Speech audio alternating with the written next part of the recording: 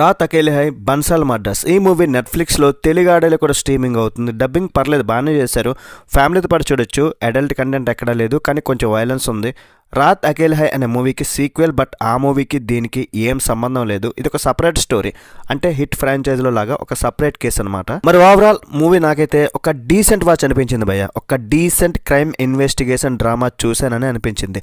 చిన్న చిన్న ఫ్లాస్ ఉన్నాయి అండ్ ఒక 20 minutes ఎక్స్ట్రా లాంగ్ అనిపిస్తుంది. మధ్యలో కొంచెం స్లో డౌన్ అయ్యింది. అయినా సరే ఓవరాల్ నాకైతే సాటిస్ఫాక్షన్ అనిపించింది. క్రైమ్ ఇన్వెస్టిగేషన్ డ్రామాస్ ఇష్టపడేవారైతే ఈ మూవీని ఒకసారి చూడొచ్చు. బట్ ఇది ఒక యాక్షన్ థ్రిల్లర్ ఏమీ కాదు. మూవీలో అసలు యాక్షన్ ఏమీ లేదు, జీరో. కానీ కిల్లర్ ఎవరో లాస్ట్ వరకు కనిపెట్టలేం. ఆ సస్పెన్స్ని బాగా హోల్డ్ చేశారు. సో దానివల్ల మనకి చూడాలనే ఇంట్రెస్ట్ ఉంటుంది. పెద్ద పెద్ద ట్విస్ట్లు ఎక్కువ ఏమి ఉండవు, లైట్గా ఉంటుంది. కాన్పూర్లో బన్సల్ ఫ్యామిలీ, ఊరంతా ఆస్తి, ఇంట్లోనేమో బోలెడంతమంది జనం. కానీ నైట్ ఎవడో కానీ పుణ్యాత్ముడు పండక్కి కోడిని కోసినట్టు ఇంట్లో ఉన్న వాళ్ళందరినీ హోల్సేల్గా లేపేస్తాడు.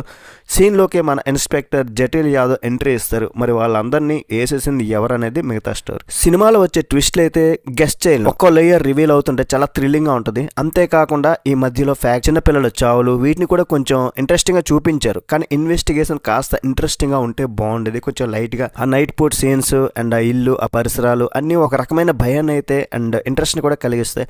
సినిమా కొంచెం నిదానంగా సాగుతుంది. కొన్ని సీన్లు సాగదీసినట్టు అనిపిస్తుంది.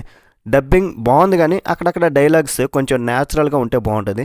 ఎక్స్ట్రా పాటలు పెట్టి మాత్రం చిరాకు తెప్పించలేదు. రాధిక ఆప్టే ఉంది, కానీ జస్ట్ ఉంది.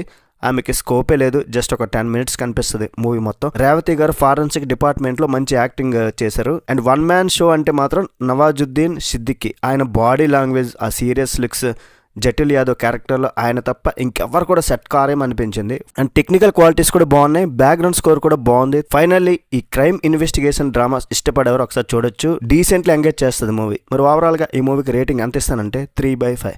That's it guys. రివ్యూ నచ్చితే ఒక లైక్ వేసుకోండి చాలు. నెక్స్ట్ వీడియో మళ్ళీ కలుద్దాం. Bye bye. జై హింద్.